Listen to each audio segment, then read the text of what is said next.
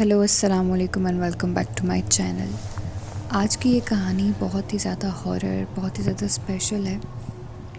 یہ واقعہ پیش آیا علی اور اس کے کزنس کے ساتھ، جنہوں نے پلان بنایا کہ وہ سردیوں کی چھٹیوں میں علی کے گھر سٹے کریں گے اور ساری رات کزنس اچھے سے وقت گزاریں گے۔ علی اور اس کے کزنس اکثر گیدرنگ وغیرہ کیا کرتے تھے اور ایک دوسرے کے گھر میں سٹے بھی کیا کرتے تھے۔ یہ کوئی پہلی بار نائٹ سٹے نہیں تھا، پر ہاں یہ نائٹ سٹے ڈیفرنٹ ضرور تھا۔ وہ نہیں جانتے تھے کہ ان کی فن نائٹ ہیل نائٹ بننے والی ہے۔ اس کے بعد اس رات میں ان کے ساتھ کیا معاملات پیش آئے، کیسے وہ رات ان کے لیے اتنی خوفناک رات میں تبدیل ہو گئی، یہ سب جاننے کے لیے آپ کو ویڈیو دیکھنی پڑے گی۔ تو آئیے سنتے ہیں علی کی کہانی، علی کی زبانی۔ میرا نام علی ہے اور میرا تعلق اسلام آباد سے ہے۔ یہ واقعہ میرے ساتھ آج سے 6 سال پہلے پیش آیا، جب میں اسکول میں ہوا کرتا تھا، اور مجھے شروع سے ہی جن بھوتوں کی کہانیاں سننے میں بہت مزہ آتا تھا۔ میں بہت دلچسپی رکھتا تھا۔ ایک دفعہ کچھ ایسا ہوا کہ میرا یہی مزہ میرے ڈر میں بدل گیا۔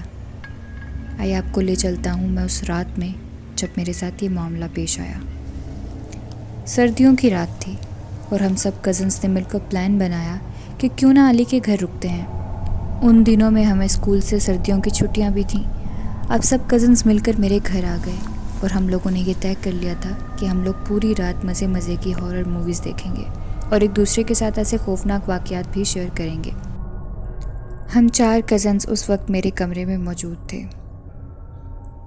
2 کزنس ایسے تھے جو کہ نہایت ڈرپوک تھے، مگر ان میں سے مانتا صرف ایک ہی تھا۔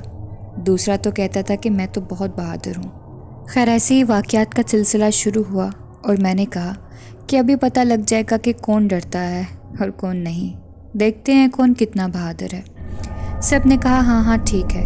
سب ایک دوسرے کو واقعات سنا رہے تھے کہ اتنے میں محسن میرے چھوٹے کزن نے کہا، جو کہ سب سے زیادہ ڈرپوک تھا، کہ یار اب بس کرو، اب کوئی اور بھی بات کرتے ہیں، مجھے ڈر لگ رہا ہے۔ سب اس کا مذاق اڑانے لگے۔ سب کزنس باتیں کرتے کرتے سو گئے۔ مجھے نیند نہیں آ رہی تھی۔ ہم لڑکے ایک ہی بیڈ پر ایڈجسٹ کر رہے تھے۔ آپ لوگ تو جانتے ہی ہوں گے کہ جب لڑکے اکٹھے سٹے کرتے ہیں تو ایک ہی جگہ پر مل جل کر شیئر کرتے ہیں، لیکن مجھے کسی کے ساتھ نیند نہیں آتی، تو میرے روم میں ایک سنگل چارپائی بھی تھی۔ میں اس پر جا کے لیٹ گیا اور میرے کزنس جو کہ نیند میں ایک دوسرے کے اوپر سوئے ہوئے تھے بہت ہی زیادہ فنی لگ رہے تھے۔ اتنے میں میرا کزن اٹھا اور واش روم چلا گیا۔ سب سو رہے تھے تو میری بھی آنکھ لگ گئی تھی، لیکن واش روم میں پانی کی آواز سے میری آنکھ کھل گئی اور میں نے سوچا کہ پتہ نہیں واش روم میں کون ہے۔ واش روم میں اس کے بعد جب دیکھا تو حارث غائب تھا۔ میں سمجھ گیا کہ وہ گیا ہوگا۔ اس کے بعد تھوڑا سا ٹائم ہی گزرا ہوگا کہ مجھے واش روم کی حاجت محسوس ہوئی اور مجھے تھوڑا سا ڈر بھی لگ رہا تھا، کیونکہ آف کورس ہم نے اتنی ہارر سٹوریز جو دیکھی تھیں۔ خیر میں نے دیکھا کہ ابھی تک بستر پر محسن نہیں تھا اور واش روم سے پانی کی آوازیں آ رہی تھیں۔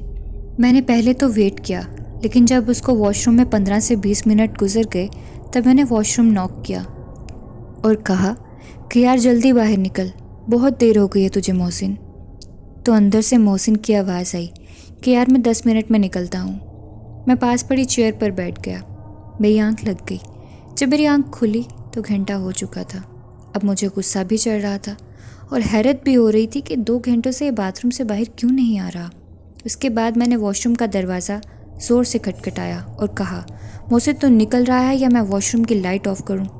یاد رہے کہ میرا وہی کزن تھا جو کہ ڈرپوک تھا، اور میں نے دھمکی دی کہ سوچا ڈر کے باہر آ جائے گا، تو اندر سے شش کی آواز آئی جو کہ مجھے بہت عجیب لگی۔ میں نے پھر کہا کہ محسن میں بند کرنے لگا ہوں لائٹ۔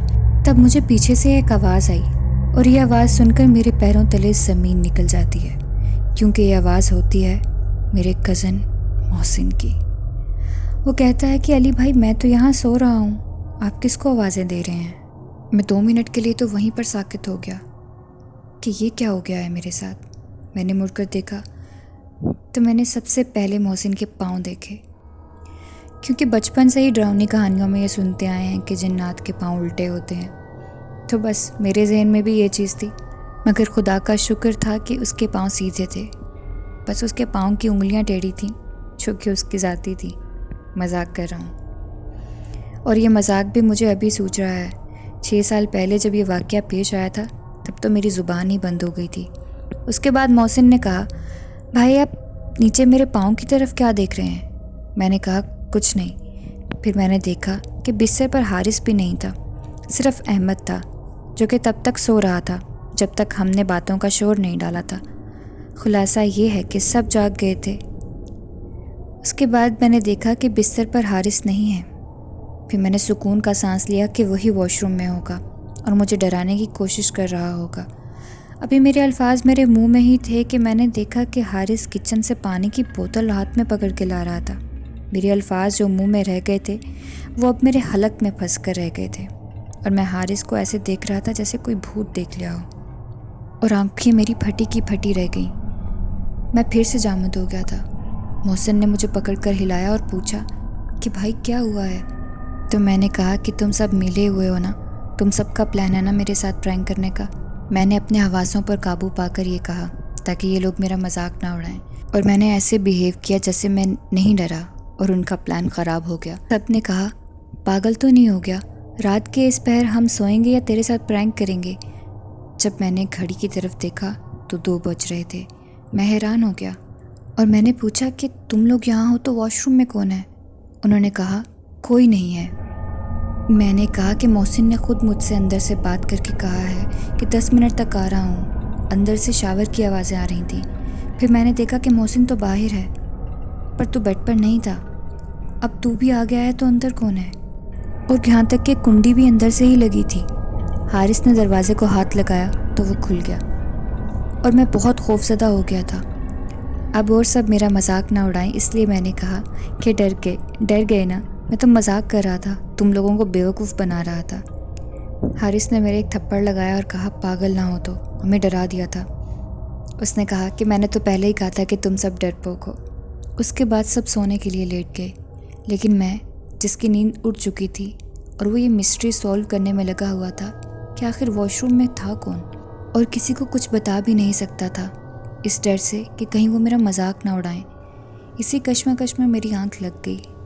4 بج رہے تھے، اب صبح ہونے ہی والی تھی کہ اچانک مجھے اپنے پاؤں والی سائڈ پر تھوڑا بھار محسوس ہوا۔ میں نے جب نیند میں آنکھ کھول کر دیکھا تو ڈر گیا۔ کیا دیکھتا ہوں کہ محسن شال اوڑھے میری چارپائی پر بیٹھا ہوا ہے۔ میرا تو ہارٹ فیل ہوتے ہوتے بچا۔ میں نے کہا کہ محسن تم پاگل تو نہیں ہو گئے؟ میری جان نکال دی تھی، ایسے کون کرتا ہے؟ تو اس نے کہا آپ تو ڈرتے نہیں نا، تو پھر اب کیا ہوا؟ تو میں نے کہا کہ نیند سے اٹھا کر اپنی بھوت جیسی شکل دکھاؤ گے تو بھوت بھی ڈر جائے گا۔ محسن نے مجھے گھور کر دیکھا اور اس کا چہرہ بہت عجیب سا لگ رہا تھا، پر میں نے ایسے اگنور کر دیا۔ خیر میں نے جب اس کے اٹھنے کی وجہ پوچھی تو اس نے کہا کہ مجھے بھوک لگی ہے، کچھ کھانا ہے۔ تو میں نے اس کو فریج سے برگر لا کر دے دیا اور وہ کھانے لگا۔ اس کے بعد اس نے کہا کہ مجھے کچھ میٹھا بھی کھانے کا دل کر رہا ہے، تو میں نے اس کو فریج سے مٹھائی لا کر دی اور وہ کھا کر لیٹ گیا۔ تھوڑی دیر بعد فجر کی اذان ہونے لگی۔ ہم سب کزنز نماز کے پابند تھے اور ہم میں سے حارث حافظ قرآن بھی تھا۔ میں نے سب کو جگایا کہ اٹھ کر نماز پڑھ لو، تو سب اٹھ گئے سوائے محسن کے۔ ہم نے کافی اٹھایا اس کو، مگر وہ اٹھنے کا نام ہی نہیں لے رہا تھا، تو ہم نے بھی زیادہ زور نہیں دیا کیونکہ وہ ہم میں سب سے چھوٹا تھا، تو سوچا بچہ ہے پڑھ لے گا، ہم پڑھ لیتے ہیں۔ جیسے ہی احمد نے واش روم کی کنڈی کھولی اندر جانے کے لیے داخل ہوا تو اس نے جو دیکھا وہ ایک بار انسان کی جان نکالنے کے لیے کافی ہے۔ اس نے وہاں پر محسن کو بے ہوش پڑے دیکھا۔ جی ہاں، بے ہوش، وہی محسن جو میرا چھوٹا کزن باہر سو رہا تھا بیڈ پر۔ یہ دیکھ کر احمد چکر کھا کر گر گیا۔ جب اندر سے گرنے کی آواز آئی تو ہم دونوں اندر بھاگے۔ ہم نے بھی یہ منظر اپنی آنکھوں سے دیکھا۔ دماغ کچھ بھی تسلیم نہیں کر پا رہا تھا۔ ہم میں سے کسی کی بھی باہر جانے کی ہمت نہیں ہو رہی تھی۔ الفاظ ہونٹوں پر تو تھے مگر زبان پر نہیں آ رہے تھے۔ احمد باہر کی طرف اشارہ کر کے کہنا چاہ رہا تھا کہ محسن باہر ہے۔ ہم ڈر گئے تھے، سمجھ نہیں پا رہے تھے کہ اصل میں یہ سب کیا ہو رہا ہے۔ اگر محسن اندر ہے تو باہر کون ہے؟